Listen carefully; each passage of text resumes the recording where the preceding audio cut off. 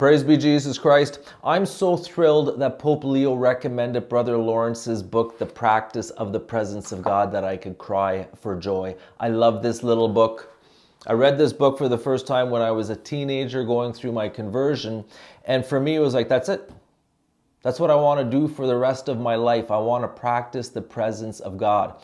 I love simplicity. One of my philosophies of life is if something is simple, don't make it complicated. Brother Lawrence of the Resurrection, he tells us, just be lovingly aware that God is with you all the time. With his wonderful presence, his delightful presence, his goodness, his mercy, his tenderness, his love. And then don't be afraid. Because if he's with you, what do you have to worry about? And so I think what I'm going to do, I was going to do a series on the practice of the presence of God on this channel, but I think what I might do is I might just use this book on my outdoor channel for quotes. You know, when I was 40 days in the pit, I would do a Desert Father quote every day. And I thought, well, maybe for the rest of the year, I could do a Brother Lawrence quote every time I go on, on my YouTube channel. I don't know. But this is the executive summary, just who Brother Lawrence was. Frenchman, born in 1611 at the age of 18. While in military service, he had an experience of God that began his spiritual journey.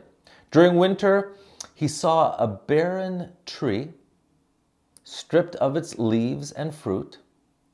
While contemplating the upcoming springtime and the transformation that would happen to the tree, a transformation of his soul occurred. At that moment, he saw clearly the providence and power of God. Brother Lawrence had awakened to the presence of God. That awareness of divine presence continued unabated for the rest of his life. For some people, that's their reality. They're just aware of the presence of God all the time, and they love it. Goes on to say, he entered the Discalced Carmelite monastery in Paris. He took the name Lawrence of the Resurrection. He was a lay brother, not having the education necessary to become a priest. He was working in the kitchen for the most of his life.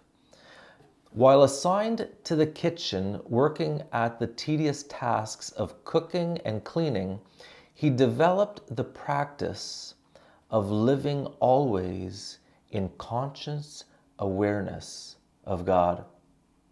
His spiritual maxims were found in his room after his death. So they found these maxims and then they printed it.